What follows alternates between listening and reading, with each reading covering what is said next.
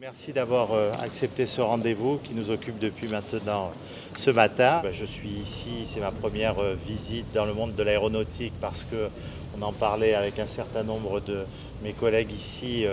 C'est une fierté française de pouvoir avoir un positionnement aussi important à l'international et que ça passe par de grands constructeurs et ça passe également par des gestionnaires d'infrastructures. L'objet principal de ma visite ici, en dehors de saluer le travail des équipes, c'est deux choses. Ce sont deux thématiques qui seront au cœur de mon action de ministre. C'est premièrement tout ce qui tourne autour de l'usager. Je veux être le ministre des usagers, de la qualité des services aux usagers, aux clients. Et ça, je les décline sur tout le mode de transport. Et là, mon premier entretien avec le président était de dire qu'est-ce qu'on peut faire encore pour améliorer la qualité du service. Alors c'est là où on a évoqué le sujet du scan des bagages, vous l'avez vu tout à l'heure, des choses encore améliorées en lien avec mon collègue de l'Intérieur. Pareil sur le contrôle de passeport et la police de l'air et des frontières.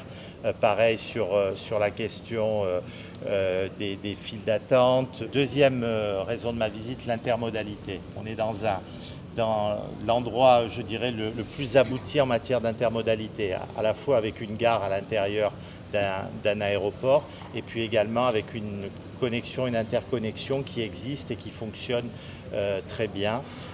On sait que ça peut monter encore en puissance. Ça dépend d'un certain nombre d'équipements complémentaires qui vont être livrés. La Société du Grand Paris est devenue la société des grands projets. Est-ce que vous soutenez cette nationalisation, cette extension de ses compétences? Et est-ce qu'on peut craindre que les dernières lignes, le Grand Paris Express est loin d'être terminé, puissent être remises en cause?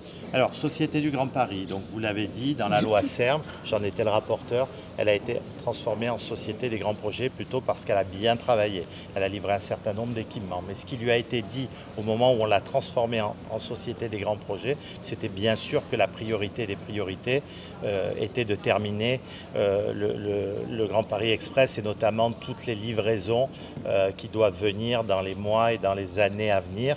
Et qu'en dehors de ça, mais il y a les compétences nécessaires, je pense qu'il y a le nombre de collaborateurs nécessaires pour pouvoir mener à bien d'autres projets également. Ils sont très sollicités aujourd'hui par les différentes régions pour mettre en place les services express régionaux métropolitains. Je m'en félicite parce qu'ils ont un vrai savoir-faire maintenant qu'ils sont en train d'exporter au niveau national.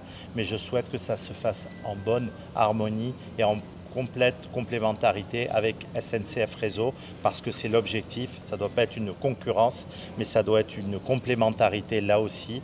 Je sais que c'est le cas. J'en ai eu la confirmation encore avec Mathieu Chabanel ce matin pour SNCF Réseau qui me dit qu'il se réjouit de travailler avec la Société des grands projets, ex-Société du Grand Paris. Mais j'ai reçu également le président Montels et j'ai eu l'occasion de lui rappeler que la priorité des priorités, c'était de terminer les chantiers franciliens que vous attendez avec impatience les uns et les autres, et notamment ici avec le CDJ, je l'espère au mois de mars 27, monsieur le président de Roumanie.